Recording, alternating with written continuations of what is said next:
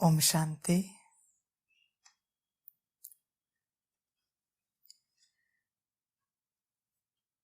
अव्यक्तवाणी 9 जून 1969। सुस्ती का मीठा रूप आलस्य। 25वां पॉइंट है, सतयुग के नज़ारे स्वयं ही सामने आते हैं या लाते हो। जितना जितना आगे बढ़ेंगे तो न चाहते हुए भी सतयुगी नज़ारे स्वयं ही सामने आएंगे, लाने की भी ज़रूरत नहीं। बाबा कहते हैं, सतयुग के नज़ारे स्वयं ही सामने आते हैं या लाते हो। बच्चे चेक करें, अगर यह ड्रामा है तो इस ड्रामा में कोई भी बात आप करते हो या हो जाती है, चेक करें। अगर ड्रामा है तो हर बात होनी चाहिए, तो करने की कोई भी बात नहीं बची, अपने आप होनी चाहिए। ड्रामा है तो बातें होती जाएंगी, क्योंकि आप जानते हैं कि होगी बातें ड्रामा प्लान अनुसार। बाबा दुनियावी बातों के लिए कह रहे हैं, पुरुषार्थ के लिए नहीं कह रहे हैं, वरना बच्चे समझ जाएंगे कि पुरुषार्थ भी हो जाएगा। नहीं, ऐसे नहीं, यह आपके हाथ में है। पर बाबा दुनिया की बातों के लिए कह रहा है। बहुत से बच्चे हैं जो बाबा के पास आते हैं और सांसारिक सवाल पूछते हैं, बल्कि उन्हें पता भी है हम किससे क्या पूछ रहे हैं। बाबा कहते हैं, हम संसार करने नहीं आए हैं यहाँ पर, ना आपका ना हमारा। हम तो इस संसार को तोड़कर नया संसार बनाने आए हैं, आपका भी और हमारा भी। यह पुराना संसार नहीं करने आए, इस संसार को तोड़कर नया संसार बनाने आए। इसके लिए बाबा क्या कर रहा है? आपके संस्कार को तोड़ रहा है, नए संस्कार आप में धारण करा रहा है। तो बाबा कहते हैं, सांसारिक रूप से अगर ये सब ड्रामा है तो तुम उन सवालों में क्यों जाते हो? वो होगा जैसे होना है, तुम क्यों सोच रहे हो? एक जन्म पत्री कहती है कि इसी उम्र में तुम्हारी शादी होगी, इसी उम्र में तुम्हें बच्चा होगा, तुम्हारे बच्चे का एजुकेशन इतना होगा, वो यहाँ जॉब करेगा, बिजनेस करेगा, इस उम्र में तुम मर जाओगे। एक जन्म पत्री कहती है, और वैसे ही होता है। माना ये सब फिक्स है। अगर ये सब फिक्स है तो ये सवाल बाबा को क्यों पूछे, और इन सवालों की हम चिंता भी क्यों करें अगर यह सब फिक्स है तो? क्योंकि वही होगा जो होना है। इससे अच्छा जो फिक्स नहीं है वो है बाबा की याद, वो तुम करो। तो बाबा जो कह रहे कि सतयुग के नज़ारे स्वयं ही सामने आते हैं या लाते हो, आते हैं या लाते हो। मना तुम्हें संसार की हर बात करनी पड़ती है या हो जाती है। बहुत बड़े बड़े संसार में लोग हैं, सक्सेसफुल लोग हैं, कहते कि हमने इतनी मेहनत की तब जाके हमें इतना सक्सेस मिला। गलत फहमी है आपकी। आप अपनी जन्म पत्री चेक करो, उसमें वो लिखा था आप ये बनेंगे, वो मेहनत होना भी उसमें लिखा हुआ था। आप जो कहते हो दूसरों को कि हमने ये किया, ये सब आपकी गलत फहमी है। आप अपनी जन्म पत्री चेक करो, सब आपको मिलेगा कि आप क्या मेहनत करोगे और क्या बनोगे। ये सब लिखा हुआ है। किसी को लगता है कि मेरे गलती के कारण हम रास्ते पर आ गए, हमारा बिजनेस, नौकरी डूब गई, ये भी आपकी गलत फहमी है। ये भी जन्म पत्री में लिखा हुआ है कि आपसे वो गलती होगी जिसके कारण आप रास्ते पर आओगे, आपका नौकरी धंधा डूब जाएगा। चेक करना ध्यान से। कोई अच्छा एस्ट्रोलॉजर मिले, अच्छा पंडित मिले तो उससे चेक करवाना, सारी डिटेल तुम्हें मिलेगी। तुम क्यों सोचते हो इन सब बातों के बारे में? क्योंकि ये सब फिक्स है, तो इसमें सोचना कोई मतलब की बात नहीं है। सब फिक्स है, तुम उसके बारे में सोचो जो फिक्स नहीं है। वो है तुम्हारी पढ़ाई, तुम्हारा पुरुषार्थ, तुम्हारी आत्मिक स्थिति, तुम्हारा योग। ये फिक्स नहीं है, ये तुम्हें करना पड़ेगा। समझ है? इसलिए बच्चे ये कभी ना सोचें ये होगा वो होगा, ये हुआ वो हुआ, वो सब ड्रामा है। तुमने क्या किया पुरुषार्थ में, वो फ्री विल है, वो तुम्हारे हाथ में है। पुरुषार्थ को लेकर तुम ड्रामा नहीं कहना, वो तुम्हारे हाथ में। तुम पुरुषार्थ को लेकर ड्रामा कहोगे तो तुम अंत में रहोगे तो बाबा भी कहेगा ये ड्रामा है। और तुम अपने से कर्म करोगे, पुरुषार्थ करोगे, बाबा कहेगा इसका अच्छा फल मिलेगा, क्योंकि तुमने किया है। इसलिए जो हो रहा है वो होगा ही, तुम उसे नहीं बदल सकते। जो नहीं हो रहा है ना वो तुम करो, जो नहीं हो रहा है वो तुम करो। होने वाली बात तो हर कोई करता है, उसमें कोई बड़ी बात नहीं है।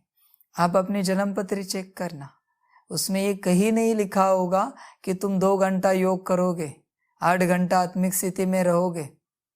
ये कहीं नहीं लिखा हुआ मिलेगा तुम्हें। तुम 10 बार ड्रिल करोगे, तुम विश्व सकाश दोगे, ये कहीं नहीं मिलेगा। कितना भी बड़ा पंडित आए, ये ज्ञान उसमें नहीं है, क्योंकि है ही नहीं, तो बताएगा कहाँ से हो। इसलिए जो नहीं है और तुम्हें मिला है वो तुम करो। तो बाबा जो कहते हैं सतयुग के नजारे, बाबा वापस वही बात कहते हैं, जो संगम के नजारों में खोए हुए हैं। संगम के नजारे कौन से? मैं आत्मा, मेरा बाबा, ये विश्व एक परिवार, ये संगम के नजारे हैं। इसमें जो खोए हुए हैं उन्हें ही सतयुग के नजारे आसानी से नजर आएंगे, आसानी से नजर आएंगे।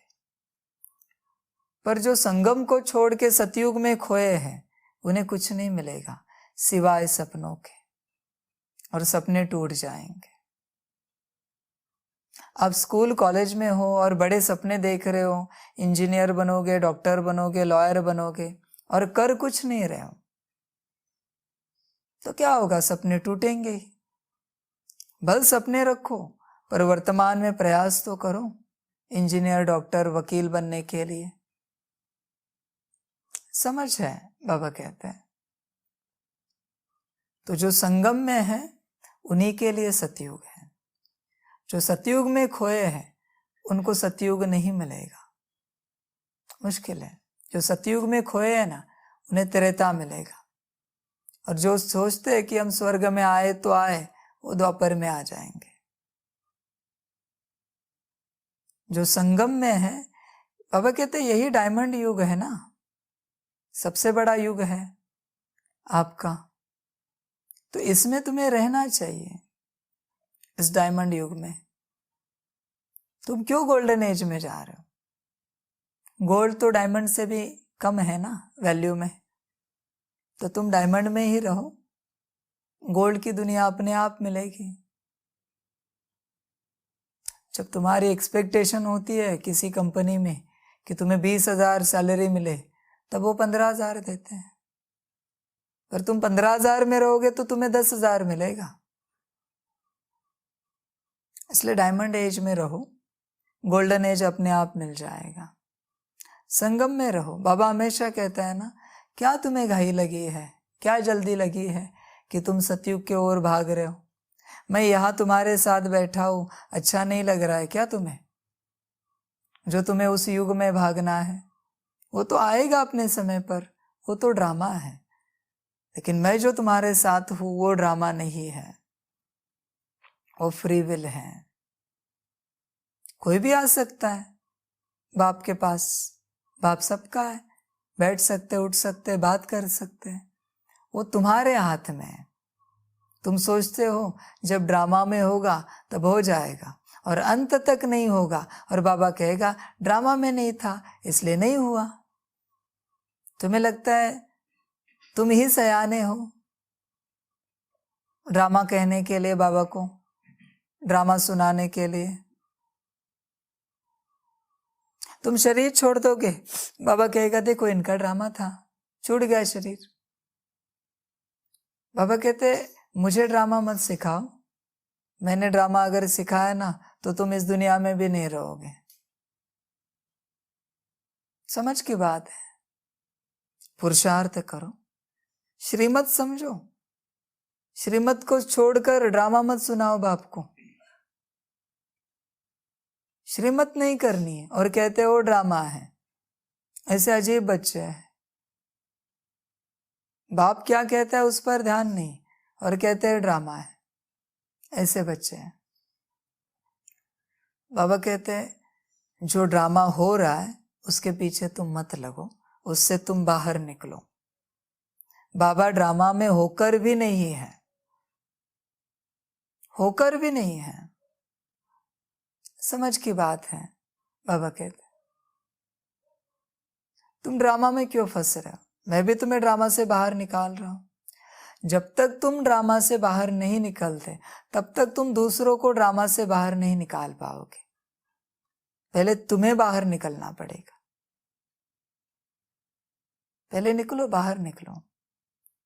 बहुत से बच्चे हैं उन्हें ईश्वरीय गणित समझ में नहीं आता, बाबा उसे कहता है ड्रामा, क्योंकि ईश्वरीय गणित समझ में नहीं आ रहा है ना, कैसे करे क्या करे। बाबा क्या कहेगा, और ड्रामा। तुम्हें बाप की पहचान नहीं, बाप समझ में नहीं आता, श्रीमत समझ में नहीं आती, इसे हम और क्या कहें, ड्रामा ही कहेंगे। किसका? माया का, तुम्हारा नहीं, माया का ड्रामा। ध्यान रखना, एक बाप का ड्रामा है, एक तुम्हारा ड्रामा है और एक माया का ड्रामा है। अभी तुम किसके ड्रामा में चल रहे हो ये तुम देखो।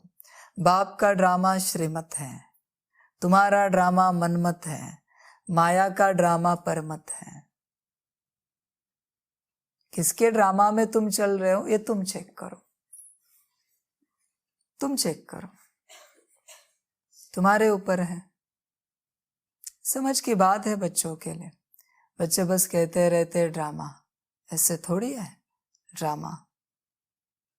मैं भी कहूंगा ड्रामा, फिर रोना नहीं, फिर हंसना, जोर जोर से कहना वाह ड्रामा वाह।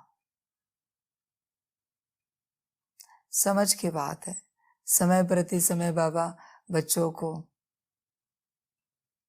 वार्निंग दे रहा है, अलर्ट कर रहा है, पर शायद माया की गहरी नींद में सोए हैं, इसलिए श्रीमत नहीं समझ पा रहे हैं, ऐसी अवस्था है। तो जो कुछ तुम्हारे साथ हो रहा है लौकिक रूप से, वो सब ड्रामा है। वो सारे सवाल लेके तुम बाबा के पास मत आना। आज वापस कहते तुम्हारे साथ वही होगा जो होना है। तो क्या तुम्हें पुरुषार्थ नहीं करना है? तो क्या तुम्हें आत्मिक स्थिति में आकर बाप को याद नहीं करना है? तो क्या तुम्हें विश्व सेवा नहीं करनी है? तुम्हारा अपमान रोज करेंगे लोग, तुम्हारे नौकरी में लॉस होगा, बिजनेस में लॉस होगा, तुम एजुकेशन में आगे नहीं बढ़ पाओगे, तुम्हारा प्रोफेशन पीछे आ जाएगा। तो क्या बाप को याद नहीं करना है? तुम्हें रोज बुरा भला कहेंगे घर वाले, तुमसे झगड़ा करेंगे, तुम्हें डांटेंगे, तुम्हारे ऊपर चिल्लाएंगे, तो क्या बाप को याद नहीं करना है? ये जो कुछ तुम्हारे साथ हो रहा है ये तुम्हारे पूर्व कर्मों का फल है। तुम इसको इसके बीच में मत लेके आओ। तुम्हारे साथ जो कुछ हो रहा है लौकिक रूप से, वो सब बाबा कहते हैं तुम्हारे कर्मों का फल है, तुम्हारे पास आ रहा है और कुछ नहीं। वो आएगा, वो कहाँ रुकेगा? तुम्हारे ही तो कर्म है, तुम इससे नहीं छूट सकते। तुम्हारे शरीर के अंदर कोई बीमारी है, परिवार के अंदर कोई झगड़े हैं, नौकरी में तुम्हें बढ़ोतरी नहीं मिल रही है, आगे नहीं बढ़ पा रहे हो, या फिर बिजनेस तुम्हारा घट रहा है, घाटा हो रहा है, तुम शायद करोड़पति थे, तुम रास्ते पर आ गए, ये सब तुम्हारे साथ होगा। या तुम रास्ते पर थे, करोड़पति बन गए, ये सब तुम्हारे साथ होगा। पर ये सब होते हुए क्या बाप को याद नहीं करना है? ज्ञान में नहीं चलना है? तुम इसको और इसको मिलाओ नहीं। बच्चे सबसे बड़ी गलती करते हैं, इन दोनों को मिलाते। तुम दुखी कष्टी होकर मरो, पर बाप को कभी नहीं कहना कि ये दुख हरो। तुम तुम्हारा काम करो, बाप को याद करो। तुम्हें जो श्रीमत मिली है वो तुम फॉलो करो। बाकी तुम कितने दुखी हो ये कभी बाप को नहीं सुनाओ। तुम उस दुख को सहन करो, तुम अपमान को सहन करो, तुम कष्ट को सहन करो, तुम लॉस को सहन करो, और तुम चलते रहो। इन दोनों को मिलाओ नहीं, वरना तुम्हारी सारी जमा पूंजी इसी को सेटल करने में जाएगी। तुम तुम्हारे भोग भोगो, लेकिन बाप को याद करो, जमा करके रखो। जैसे कोई गरीब होते हैं ना, उनके घर में कोई सुविधा नहीं होती, पर वो पैसे बचा के रखते हैं, पैसे खर्च नहीं करते। ला सकते हो, फ्रिज ला सकते हैं, एसी ला सकते हैं, पंखे ला सकते हैं, जो आपकी सुविधा है वो सब ला सकते हैं, पर वो लाएंगे नहीं, पैसे बचा के रखते, जमा करके रखते, ताकि भविष्य में काम आए। और ऐसे होता है, वो उतना समय दुख में निकालते हैं, बिना फ्रिज के, बिना पंखों के, बिना एसी के। और आगे बढ़ते बढ़ते जब जमा पूंजी 1,00,000, 2,00,000, 10,00,000 हो जाती है, कोई उन्हें कहता है ये बिजनेस बहुत अच्छा है, देखो अगर आपको करना हो तो अब लाखों कमाओगे। वो 10 लाख वहां इन्वेस्ट करते, करोड़पति बनते साल में। अपनी जमा पूंजी को खर्च नहीं किया, भोग भोगे कर्मों के, जमा पूंजी जमा करके ही रखी। योग बल को खर्च नहीं करो भोग में। तुम्हारे भोग तुम्हें भोगने हैं, तुम उन्हें भोगो। योग उसके लिए नहीं करो कि तुम्हारे भोग कम हो जाए, तुम्हारा दुख नष्ट हो जाए, तुम सुखी हो जाओ, तुम्हारा नौकरी धंधा ठीक हो जाए, उसके लिए तुम योग खर्च कर रहे हो। ये कौन सी नादानी है, कौन सा पागलपन है? इतना बड़ा योग, इतनी बड़ी योग की शक्ति, जिससे तुम्हें गोल्डन एज में कोई पद मिलेगा, उसे तुम यहां खर्च कर रहे हो, यहाँ के दुख को नष्ट करने के लिए। ये कितना बड़ा पागलपन है। खर्च करना माना क्या है? बाबा को संकल्प उठाना, बाबा मैं बहुत दुखी हूं, मेरी नौकरी ठीक नहीं। बाबा कुछ एक्स्ट्रा नहीं देता, तुम्हारे योग बल से तुम्हें नौकरी दिलवा देता है, तुम्हारे योग बल से तुम्हारा कष्ट हरता है। बाबा कहता है मैं नहीं दे सकता तुम्हें एक्स्ट्रा, वो मेरा काम ही नहीं। न मैं किसी से लेता हूं, न मैं किसी को देता हूं, लेन देन का व्यवहार मेरे पास नहीं है, मैं किसी को कोई मदद नहीं करता, न मैं किसी की मदद लेता हूं। लेन देन मेरे पास नहीं है, वो आपकी दुनिया में आपके पास है। इसलिए जब भी तुम कोई शिकायत करते हो, बाबा हम दुखी है, बाबा तुम्हारा ही योग बल निकालता है और तुम्हें ही सुख देता है, अपने से कुछ नहीं देता बाबा। तुम्हारी जमा पूंजी से, वो जो होता है ना जिसमें जमा करके रखते हैं, उसको तोड़ता है और उस तुम्हें 4 पैसे निकाल के दे देता है, करो खर्च।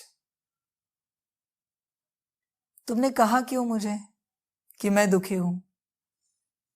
मैं मुझसे कुछ नहीं दूंगा, इस बात को ध्यान में रखना। मैं कभी किसी को कोई मदद नहीं करता, तुम्हें ही तुम्हारी खुद की मदद करनी है पहले तो, फिर तुम ही एक दूसरे को मदद करते हो, वो तुम्हें भाग्य मिलता है। मैं सिर्फ ज्ञान देता हूं, मैं सिर्फ गाइड करता हूं, मदद करना मेरा काम नहीं है। मैं अगर मदद करूं तो मैं भी कर्मों में बंध जाऊंगा। यहाँ पर एक को की तो सबको करनी पड़ेगी। बाकियों ने क्या पाप किया है कि उनको मदद ना करें? सबको करनी पड़ेगी। इसलिए मैं कभी किसी को मदद नहीं करता, मैं सिर्फ ज्ञान देता हूं। एक ही मेरा काम है, ज्ञान देना। उस ज्ञान से तुम खुद को ही खुद मदद करो, तुम्हें कोई मदद नहीं करेगा। इसलिए दुख भोगो। कभी ईश्वर को, बाबा को कभी नहीं कहना कि मेरे जीवन में दुख बहुत है, मेरा अपमान किया जा रहा है, मुझे सम्मान नहीं मिल रहा है, मुझे पोस्ट पोजीशन नहीं दी जा रही। तुम कहोगे तुम्हारा योग बल नष्ट हो जाएगा। समझ जाना, कुछ नहीं कहना, कभी नहीं कहना, बस भोगना। तुम्हारा काम है आत्मा समझ के बाप को याद करना। हर परिस्थिति में, दुख हो या सुख हो। दुख और सुख का इसमें कोई कनेक्शन नहीं, कुछ लेना देना नहीं। दुख और सुख का कोई लेना देना नहीं इसमें। याद में दुखी हो तो भी वही कार्य करना है। दुखी होते तो भी 4 टाइम खाते हो ना, या दुखी हो तो खाना बंद किया तुमने? आप हमें बता दो। नहीं किया ना। 1 दिन करोगे, 2 दिन करोगे, तीसरे दिन तो खाओगे ना। दुखी होते हो तो पानी पीते हो, चाय कॉफी पीते हो ना, दूध पीते हो ना, जो चाय लेते हो ना। दुखी हो फिर भी नहाते हो ना, 1 टाइम 2 टाइम। दुखी हो फिर भी सोते हो ना। कैसे सोचा है कि दुखी है तो आज सोते नहीं? समझ है? वरना दुखी होकर भी तुम्हें तुम्हारा सब कुछ चाहिए, कंफर्ट चाहिए, खान पान चाहिए। दुख में भी कहेंगे कि ये दाल नहीं जाएगी मुझे, वो सब्जी बना देंगे। ये तुम्हारे क्या कहेंगे, नाज नखरे हैं। दुख में भी तो दुख में बाप को याद नहीं कर सकते। क्यों कहते हो कि दुखी है, मन ठीक होने के बाद बाप को याद करेंगे? ऐसे क्यों नहीं कहते मन ठीक होने के बाद खाना खाएंगे? तब खाना चाहिए, तुरंत कंफर्ट चाहिए, व्यवस्था चाहिए। समझ की बात है बच्चों के लिए। बाबा कहते हैं दुख हो सुख हो वो पार्ट है, वो ड्रामा है। बाप की याद कायम रखना। दुख हो या सुख हो, बाप की याद कायम रखना। बाप की याद ना छूटे। तुम्हारा निजी कर्म, सबसे पहला कर्म है आत्मा समझ के बाप को याद करना। परिस्थिति क्या है वो छोड़ दो। तुम्हारे पास विनाश की परिस्थिति आई, तुम्हें पता है कि अभी तुम मरने वाले हो, सुनामी आई बहुत बड़ी, क्या तुम याद करने नहीं बैठोगे? बैठोगे ना याद करने। तो बाबा कहते हैं अभी भी याद करो, अभी भी याद करो। अभी तो सुनामी नहीं आई है ना, छोटे मोटे ही दुख है ना, शारीरिक, मानसिक, आर्थिक, पारिवारिक, सामाजिक। तो करो याद बाप को। क्यों कहते हो कि ठीक होने के बाद याद करेंगे? बहुत से बच्चे बहुत ऊपर नीचे हो जाते, सेवा करने भी नहीं आते। कौन करेगा सेवा, यज्ञ सेवा? तुम दुखी हो सुखी हो इससे कोई मतलब नहीं है। तुम्हें जो श्रीमत मिली है वो तुम्हें करना है। तुम्हें तुम्हारी श्रीमत फॉलो करनी है, ये तुम्हारा पहला कर्तव्य है। लड़ाई में कहते हैं क्या कि मेरा पैर दुख रहा है, अभी मैं लड़ नहीं सकता, मेरा सिर दर्द हो रहा है, मैं लड़ नहीं सकता। लड़ाई में बाप के सामने बच्चा मर गया तो कहते हैं कि अभी बच्चा मरा है तो मैं नहीं लड़ सकता। समझ की बात है, पुरुषार्थ करते हैं ना वो लड़ाई का। बाबा कहते वही तो बात है तुम्हारे लिए भी। तुम क्यों छोड़ते हो पुरुषार्थ को? तुम्हारा पहला काम है बाप को याद करना, आत्मा समझ के बाप को याद करना। ये तुम्हारी पहली श्रीमत है। बाकी की बातें बाद में है। ये तुम कर सकते हो तो बाकी की बातें तुम्हारे लिए ठीक है। समझ की बात है। इसमें ये नहीं कहना कि याद आएगी तो याद करेंगे। बाबा भी कहेगा दुख मिटेंगे तो सुख भोगोगे, वरना भोगो दुख। तुम ठग हो तो बाप महा ठग है, ध्यान रखना। बाप बाप है, तुम जैसे सिखाओगे वैसे बाप सिखाएगा। ये नहीं समझना कि तुम चतुर सुजान हो। बाप उस चतुर सुजान का भी बाप है।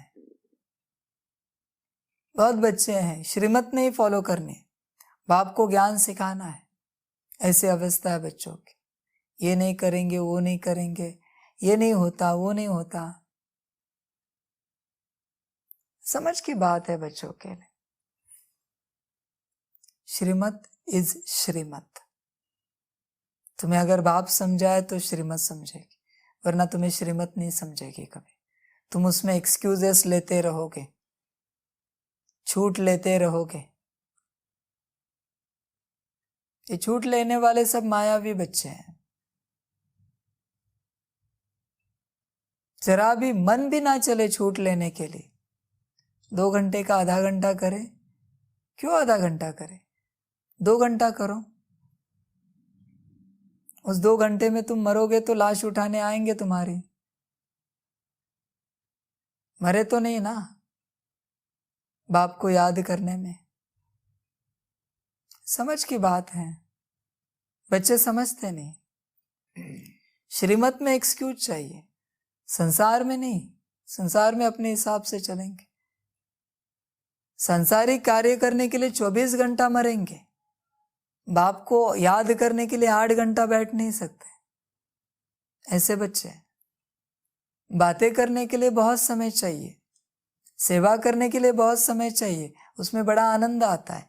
याद करने के लिए आधा घंटा हो गया, आधे घंटे से बाबा को याद कर रहे, और 4 घंटा बातें की, उसका क्या?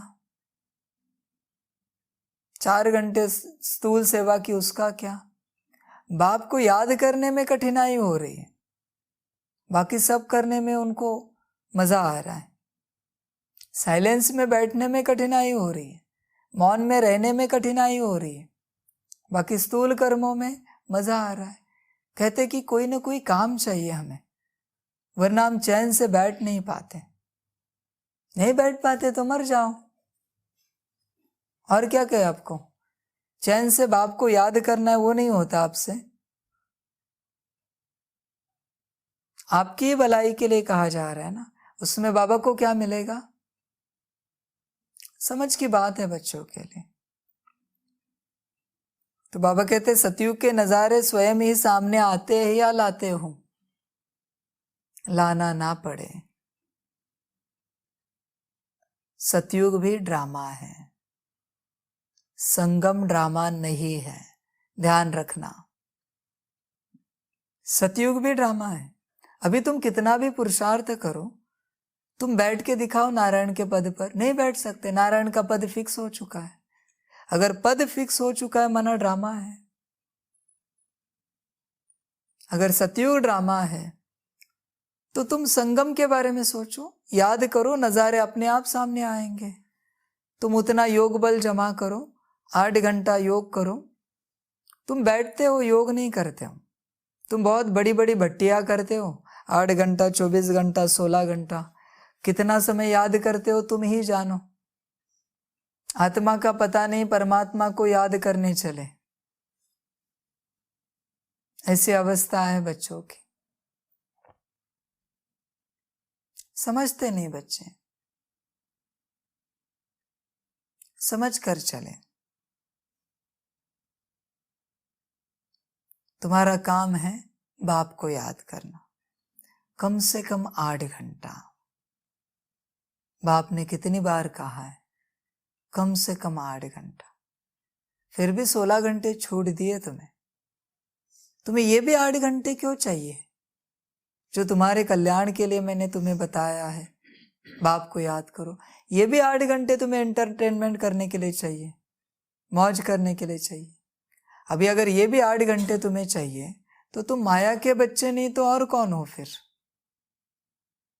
जो तुम्हें बस एक एंटरटेनमेंट ही करनी है, मौज ही करनी है, पुरुषार्थ करना ही नहीं है। मायावी बच्चे ये सब सेवा करने के लिए तैयार हैं। सेवा चाहिए, योग नहीं चाहिए, बाप की याद नहीं चाहिए। समझ की बात है बच्चों के लिए, इसलिए समझ कर चलो, समझ कर चलो। चलेंगे तो प्राप्त हो जाएगा। मिल जाएगा। संगम का समय अनमोल है, इसे खोना नहीं। एक बार गया कि गया, इसलिए जितना हो सके बाप को याद करो। याद में शरीर भी छूट जाए चलेगा, मुक्ति मिल जाएगी।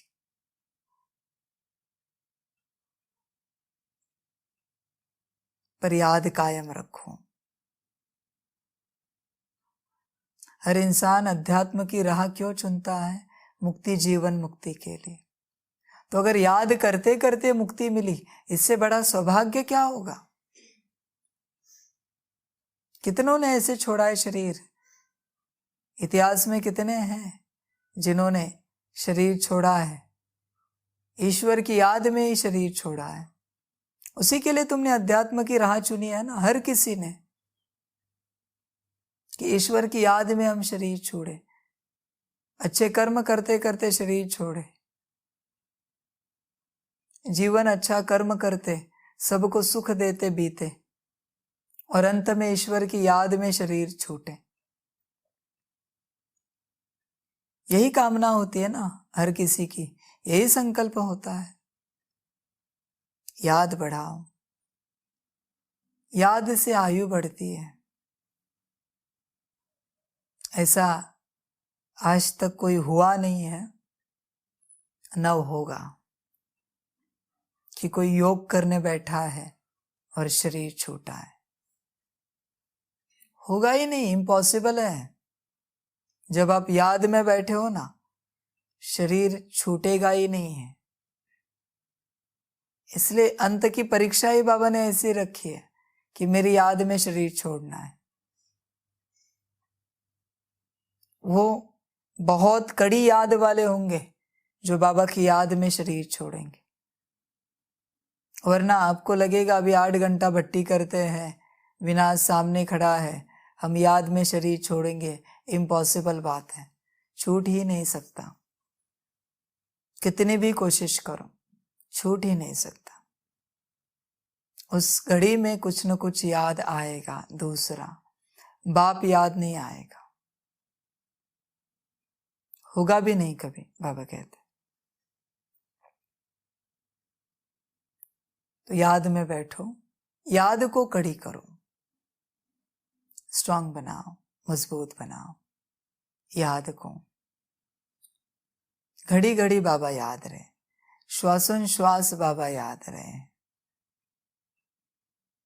1 सेकेंड, आधा सेकेंड याद करो बाप को, जमा करो। यह वक्त जा रहा है, समझ कर चलो और अपने को संपूर्ण संपन्न बनाओ बाप की याद से। सेवा से तुम संपन्न संपूर्ण नहीं बनेंगे। संपन्न और संपूर्ण बनने का एक ही उपाय है, आत्मा समझकर बाप को याद करना, और कोई उपाय नहीं है। हाँ, संपन्न और संपूर्ण बनने के बाद तुमसे इतनी सेवा होगी जैसे किसी ने 100 साल में की होगी, वो तुम 1 घंटे में करके दिखाओगे। इसलिए पहले संपन्न और संपूर्ण बनो बाप की याद से, सेवा अपने आप हो जाएगी। तुम सेवा के पीछे मत भागो। तुम सेवा के पीछे बहुत भागे, 1 करोड़ भी बच्चे नहीं बना पाए हो। 1 करोड़, 33 करोड़ तो बहुत दूर है, तुम अभी तक 1 करोड़ भी नहीं बना पाए हो। इसलिए अभी सेवा के पीछे मत भागो, वो बाप का काम है, बाप के ऊपर छोड़ दो। बाप एक झटके में 33 करोड़ बना देगा। तुम याद के पीछे भागो, तुम याद के पीछे मरो, उसके पीछे भागो। थोड़ा सेकंड मिला, बस आत्मा समझ के बाप को याद करने बैठे। तुम जब तक दुखी हो ना इस संसार में, तुम जब तक दुखी हो तब तक तुम्हारे विकर्म है, ये समझ जाना। किसी भी रूप से तुम्हें दुख है, शारीरिक, मानसिक, आर्थिक, पारिवारिक, सामाजिक, प्राकृतिक, किसी भी प्रकार का अगर तुम्हें दुख है, आध्यात्मिक भी, वरना तुम्हारे विकर्म अभी भी है तुम्हारे पास, इसीलिए तुम दुखी हो। जिसके पास विकर्म नहीं है वो कहां से दुखी होगा? वो सदा सुखी रहेगा। इसलिए तुम याद के पीछे भागो। तुम्हारा अभी भी बहुत कुछ है जिसे तुम खत्म करो। तुमने जमा करके रखा है। समझ की बात है बच्चों के लिए। बच्चे समझते नहीं, समझते नहीं बच्चे। इसलिए समय को सफल करो और आगे बढ़ो, आगे बढ़ो। सदा याद रहे, उठते बैठते, बातें बहुत की, ज्ञान बहुत लिया, बहुत सुना सुनाया, अभी याद में बैठो। अभी ज्ञान को भी बंद कर दो। मुरली जितना सुनो बस हो गया ज्ञान। वो अंत तक खत्म नहीं होगा। तुम खत्म हो जाओगे पर ज्ञान खत्म नहीं होगा। इसलिए अभी बस हो गया ज्ञान। मुरली जितना सुनो, बस हो गए क्लासेस, बस हो गई सारी बातें। एक मुरली काफी है और बाकी याद बस है। इसलिए ज्ञान को भी अभी फुल स्टॉप लगाओ। पूरा हो गया ज्ञान। करेंगे क्या इतना सारा ज्ञान लेके? करना क्या है उसका? इतने सारे सवाल जवाब लेके करना क्या है तुम्हें? आखिर आत्मा समझ के बाबा को ही याद करना है ना। पूरा 100 साल ज्ञान लिया और तुमने याद ही नहीं किया, क्या उपयोग है उस ज्ञान का? इसलिए बस हो गया ज्ञान भी। पूरी हुई चिट चैट, पूरे हुए क्लास, पूरे हुए लेक्चर, बस हो गए। अभी बस बाप को याद करो आत्मा समझ के। अच्छा, ओम शांति। सभी बच्चों को बाप की पदम गुणा याद प्यार, गुड इवनिंग और नमस्ते। सदा खुश रहना, मौज में रहना और बाप की याद में रहना। बाबा ये कभी नहीं कहते कि सदा ज्ञान लेते रहना, ज्ञान चर्चा करते रहना। मंथन कहते, चिंतन करते, चर्चा नहीं करते, चर्चा नहीं कहते। इसलिए सदा याद में रहना। बाबा हमेशा कहते हैं याद में रहना। याद के ऊपर जोर लगाना, 20 नाखूनों का। याद बढ़े। अभी साइलेंस में जाना, जितना हो सके मौन में रहना। आज 9 तारीख है। दुनियावी रूप से, आपके रूप से 1 तारीख को बाप और बच्चों का जन्मदिन है, महाशिवरात्रि। तब तक साइलेंस में रहना, तब तक योग में रहना, मौन में रहना। बातें बहुत हुई, ज्ञान बहुत हुआ। अभी जन्मदिन तक साइलेंस में रहना, मौन में रहना, बाप की याद में रहना। कोई बातें नहीं करना। अभी पूरी हुई, ज्ञान भी पूरा हुआ। समझ है सभी के लिए। बस अभी मुरली चलेगी, दृष्टि टोली, बस हो गया। समझ की बात है बच्चों के लिए। साइलेंस में रहना, बाप की याद में रहना, अपने को डीपर साइलेंस में लेके जाना। अच्छा, ओम शांति।